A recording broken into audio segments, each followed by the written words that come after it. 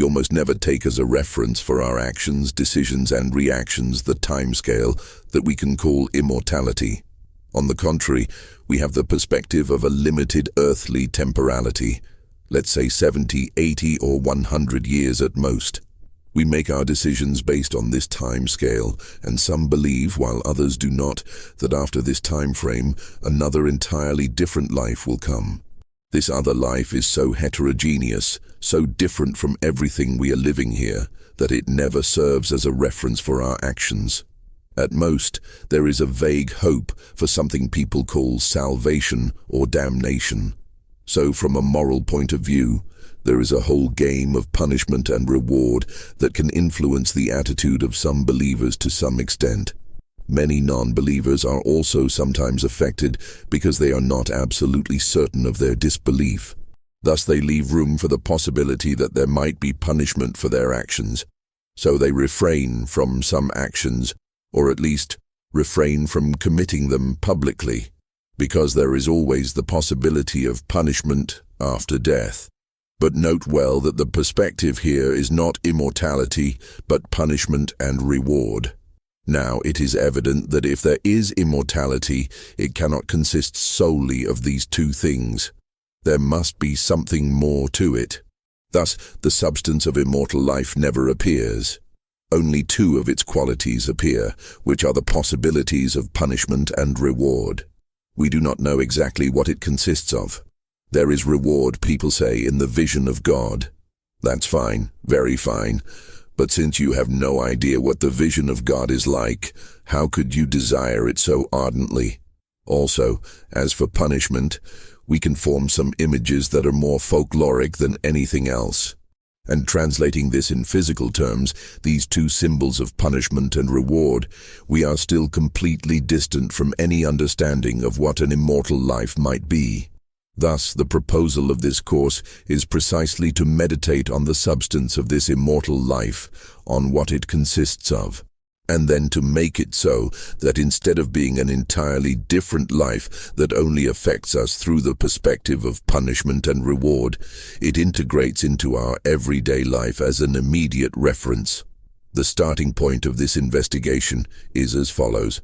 If there is an immortal life, it is not possible for you to become immortal at the moment of death. Therefore, if you are immortal, you are so already. This means that you will not transition to another time scale when you die, because you are already in this other scale, even though it is not the one you pay attention to in your daily life. What I am saying derives from the very concept of immortality. So, through a simple analysis of the concept, we see that if there is a time span in which you will live in a certain way, in a certain mode of space, and then there is another, endless one, in which you will live differently, it is clear that the endless scale encompasses the finite one.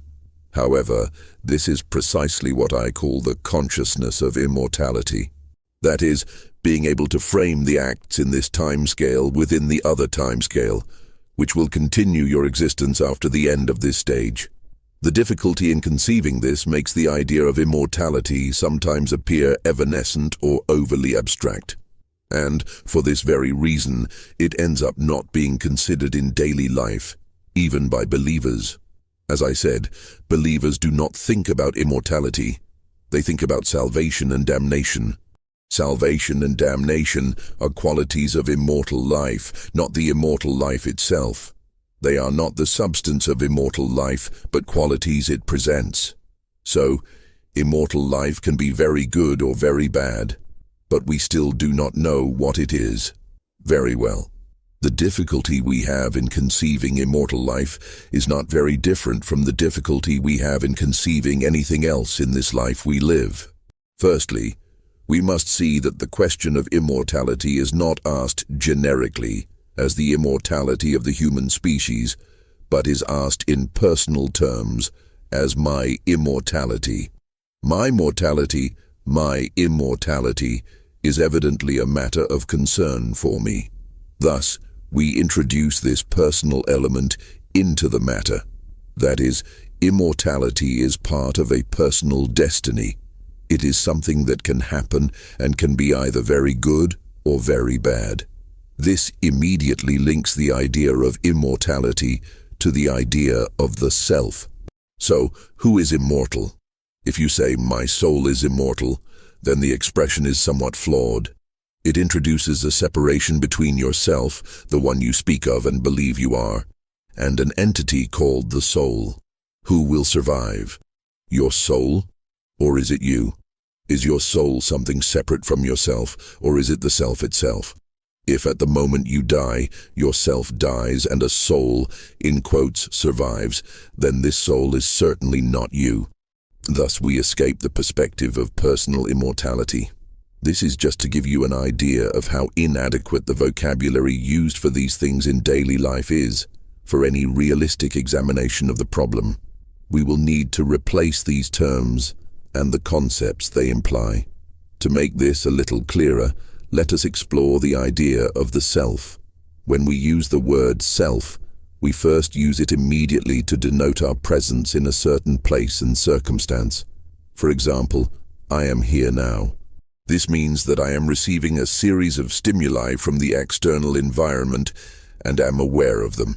That is, not only do I receive them, but I am aware of the receiving. In other words, I perceive the sensations that come from the environment, and I notice them. This noticing is what we call consciousness. The mere fact of having sensations is not yet consciousness. Consciousness is the second degree of perception that comes beyond sensations. This is evident because I do not notice all the sensations I receive, but only those I pay attention to. For example, right now, you have a series of muscular and thermal sensations, and at the same time, you are listening to my words. I hope you are paying more attention to my words than to the other sensations. If this happens, you lose the thread of what I am saying. This selective nature of perception already shows that there is a difference between the mere reception of stimuli and consciousness. Consciousness is the act of noticing stimuli, and this noticing implies giving importance, that is, paying attention. This means that, out of the set of stimuli we receive, some seem important or valuable to us, either positively or negatively. This selection depends on what we are doing at that moment and in that place. That is, it depends on our objectives, on the purpose of our presence. In any case, you see that this self has always been present in some way. However, what does it consist of? It consists only of the present perceptions I notice and my immediate reaction to these stimuli. You could say that you have always been in some place and always perceived something. None of you remember being in a void, perceiving absolutely nothing. There was no interruption. However, if there was no interruption, does that mean there was continuity? What is the set of elements of consciousness that make up this present self? Let us call this the presentational self. This is the first meaning of the word self.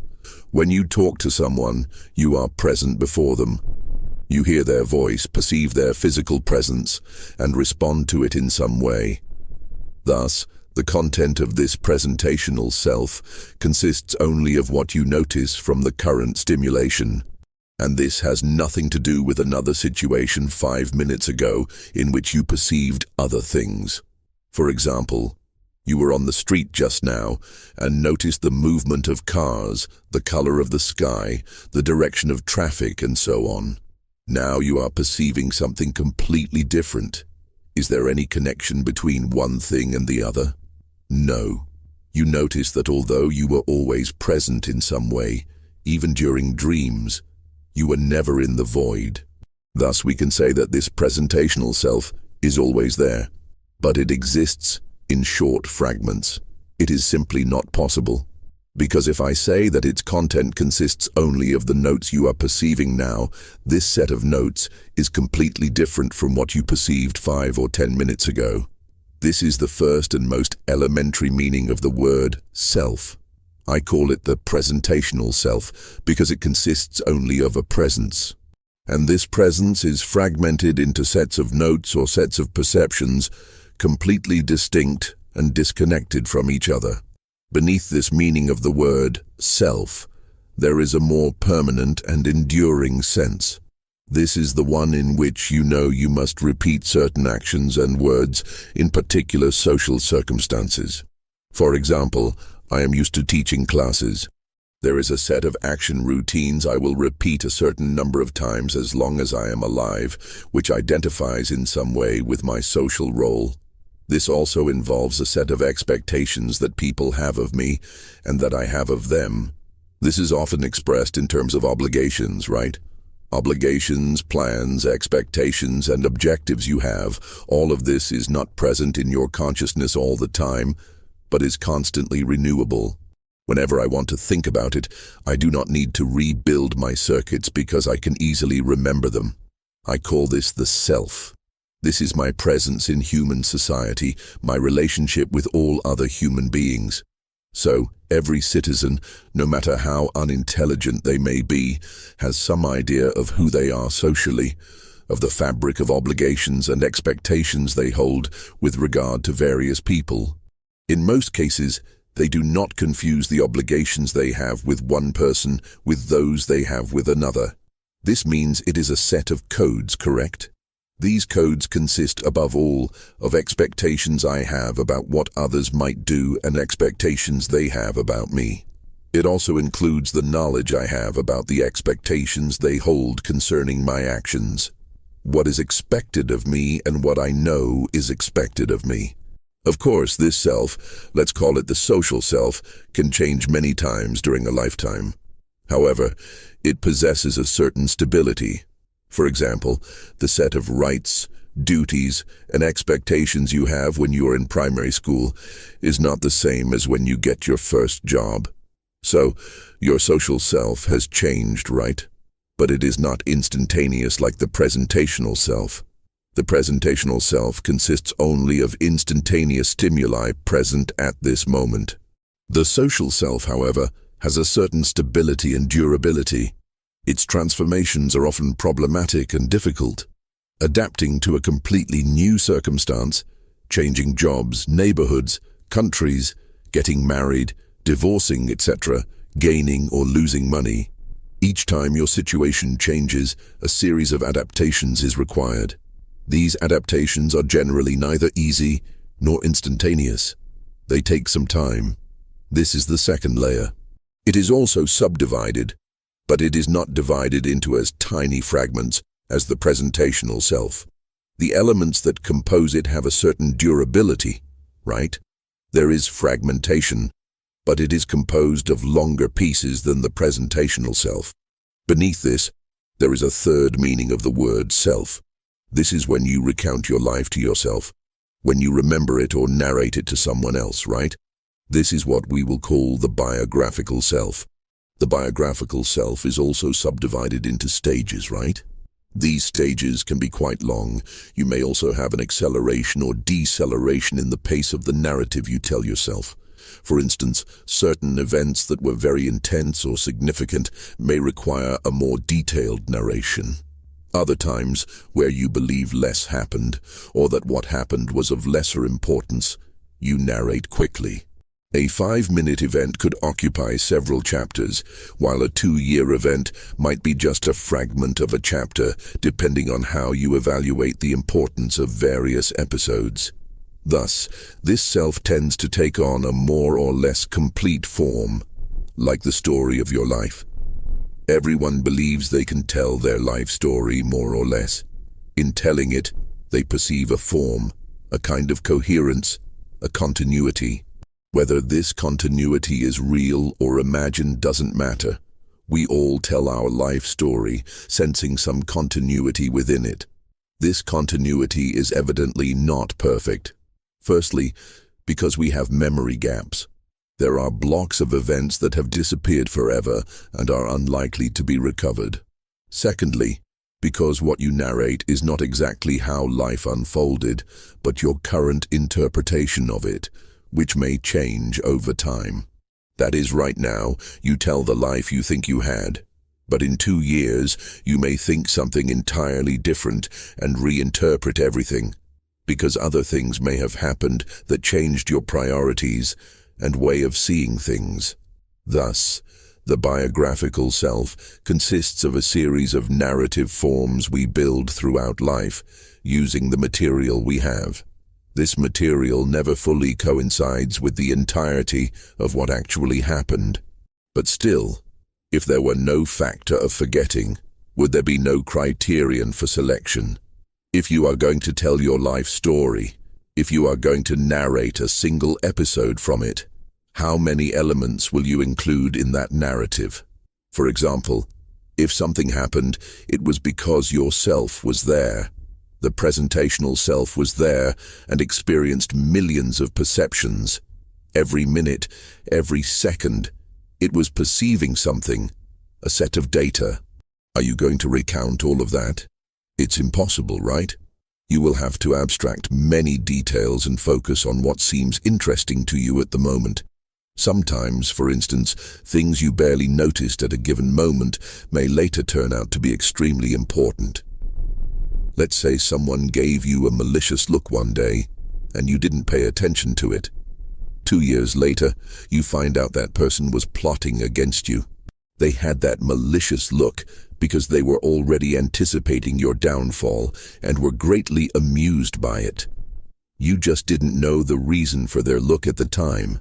Then, that 2 or 3 second malicious glance becomes, for you, the symbol of an entire situation you were living. I gave the example of a malicious glance, but it could be the opposite. It could be someone who was in love with you, giving you an affectionate glance, and you didn't realize they liked you until later. It's something along those lines. This means the order of factors in the narrative may change over time. The past didn't change. Your narrative of it did. This narrative also involves moments of exceptional importance that you cannot narrate because you did not witness them, starting with your own birth, right? Did anyone here witness their own birth? Are you a witness to your own birth? No. You believe you were born only because someone told you, right? This means that part of the narrative is not composed of memories, but incorporates external testimony into your recollections. Many other elements are like this. They are not part of our memory, but are taken from others' memories and assumed as our own. For instance, if you had a sleepwalking episode during which you did a series of things you obviously cannot remember, or if you were drunk and acted recklessly. I remember once being removed from a party, and I recall my friends apologizing to the hostess, but I have no idea what happened. What's worse, they wouldn't tell me. I knew someone who drank like a fish, flirted with all his friends' wives, and the next day claimed complete innocence. Me? I didn't do any of that. Absolutely not. So if he wants to recount that episode, he will have to incorporate external testimony, even though it's about his own life. This shows that the biographical self also lacks continuity. This discontinuity can sometimes be so extreme that we say the individual is unconscious of their own life. They do not know the fundamental factors guiding their trajectory on Earth. An example I've often given in lectures is when someone has an opinion about something, and you ask them, where did that opinion come from? Where did you get that idea? What's the source? Did it come from your personal experience? Did someone tell you? Did you see it on television, in a movie, or read it in a book? What is the source? When I ask this, people often respond by instantly arguing in favor of the idea. But the difference between an argument and a narrative is enormous. I didn't ask for justification of the idea. I asked for its origin. An argument or justification can be produced on the spot.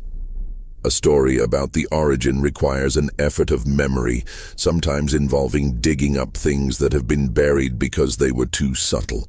An example that illustrates this even better is the famous experiment by Dr. Otto Purcell, a great Austrian psychologist and psychiatrist who was Viktor Frankl's professor. Otto Purcell invented a device that projected shapes, dots forming simple schematic figures, on paper.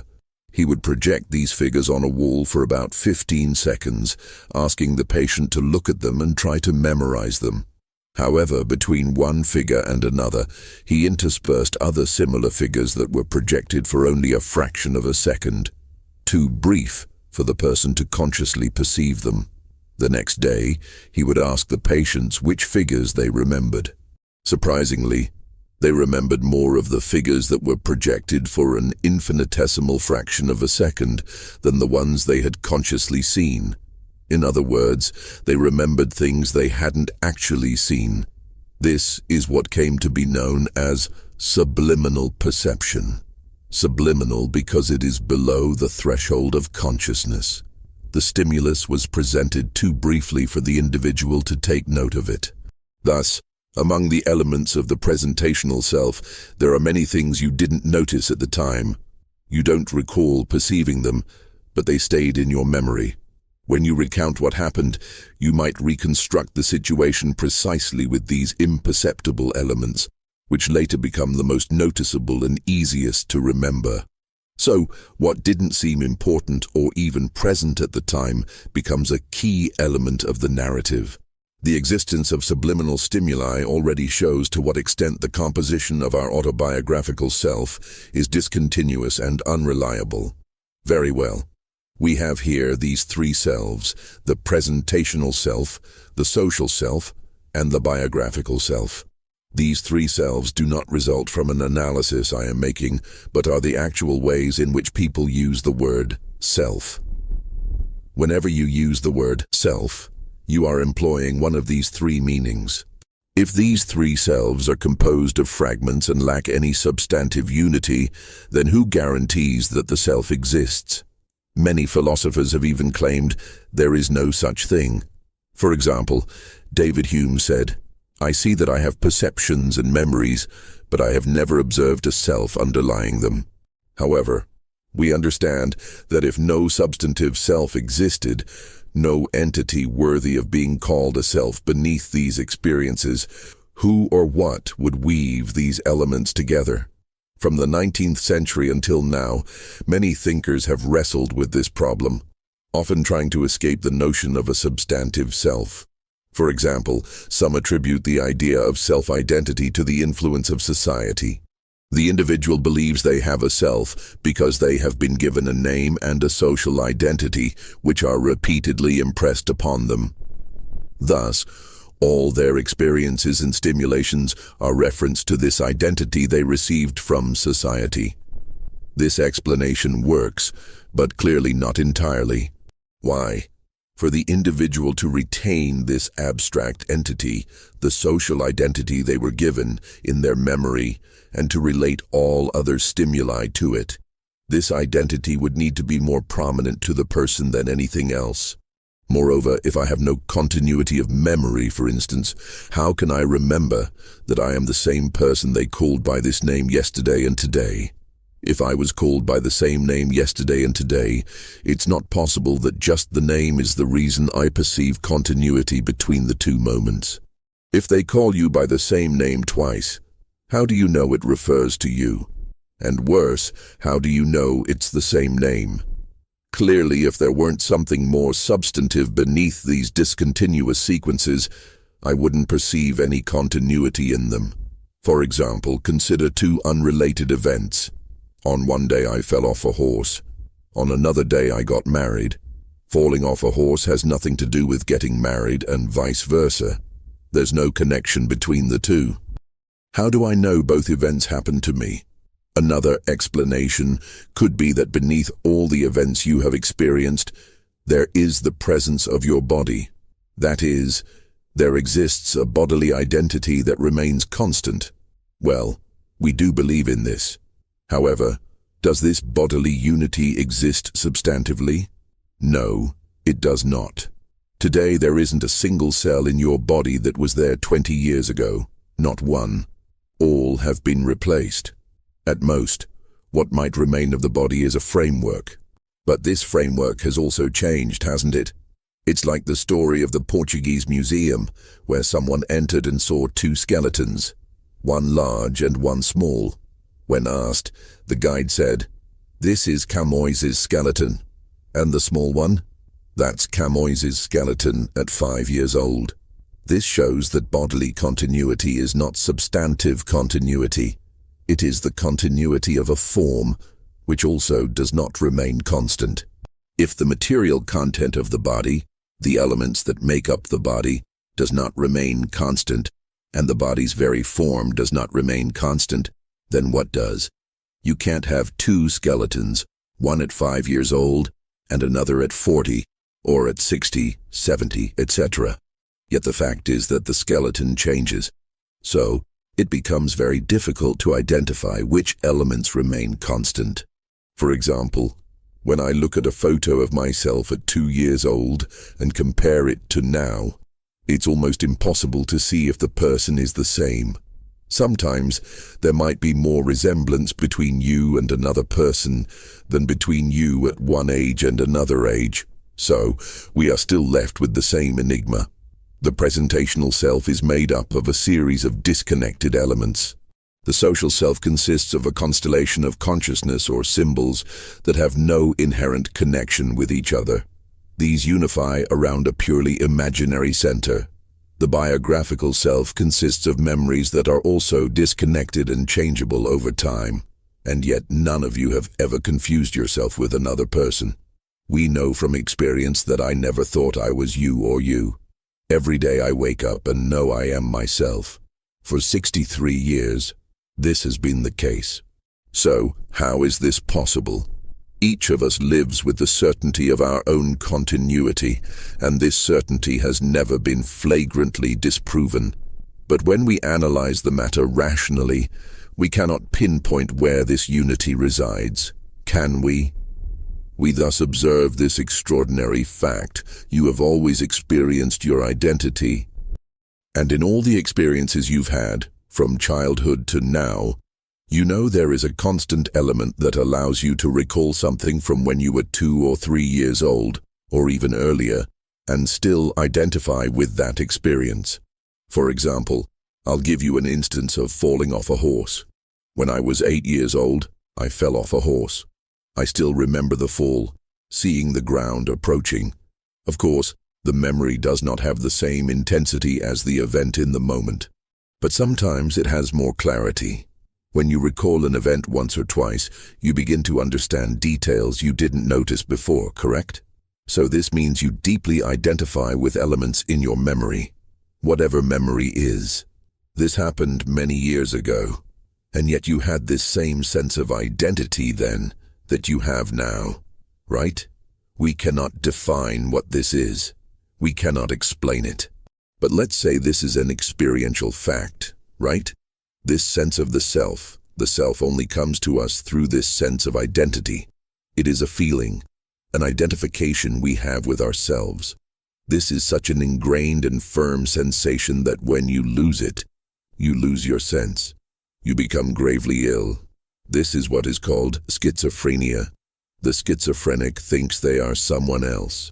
And this is something so grave that when it happens, you can never fully put the pieces of the person back together.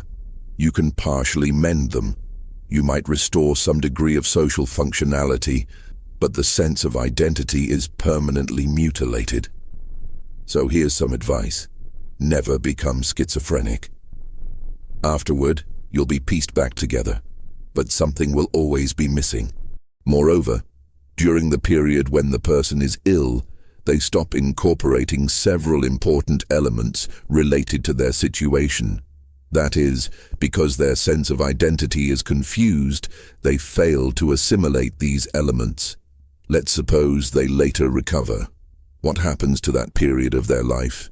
If you lose the sense of continuity of the self, you have no way to recover it, at least for the period when you lacked a sense of identity. So, the unity of your life story is no longer recoverable, isn't it? When I spoke of the biographical self, I said that recounting your own story presupposes your ability to select and organize data according to a focus, a center of interest. And it is this center of interest that disappears. It's as if someone were to say that the individual has no story, at least not for that period. We can conceive of a story that was interrupted. Imagine someone's story that resumed 3 years later. See, it's inconceivable. In other words, we cannot recount our story with all the real continuity it had, but we tell it based on the inner sense of continuity we experience. Although we may not be able to express this feeling in words, our narrative feels complete to us. For example, I narrate one episode here, another there, and I identify with both, knowing I was present during the transition from one to the other. Therefore, I don't need to remember everything to recognize myself in my story. In other words, what is flawed and discontinuous is the narrative, not my understanding of it. Do you see? Similarly, if someone else recounts parts of your story, mothers often do this, recalling things their children did when they were little. The child recognizes themselves in these anecdotes, even if the narrative isn't complete. This sense of self is something we all experience, but we don't entirely understand its origin. When someone tells us a part of our life that we don't recall, and we recognize it as part of ourselves, this shows that the self is not limited to what we remember. It includes aspects that extend beyond our direct memory. So, when discussing the self, we are not merely dealing with a collection of fragmented memories or present perceptions.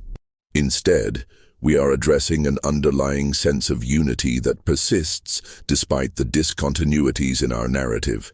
It is this unity that allows us to say, "I am still me," no matter the changes, interruptions, or gaps in our experiences or recollections.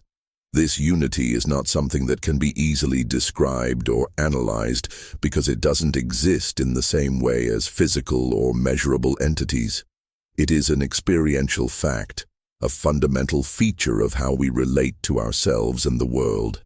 Even when we encounter external testimony about our lives or details we had forgotten, we integrate these into our sense of self. This process demonstrates that the self is not a fixed or static entity, but an evolving, dynamic construction that draws from multiple sources, including memory, perception, and even the narratives of others. Yet, this sense of continuity remains deeply rooted. It provides a foundation for our identity and allows us to navigate life with a coherent sense of who we are, even amidst change, growth, and the inevitable forgetfulness that comes with time. Therefore, the self is both a deeply personal and a universally shared phenomenon.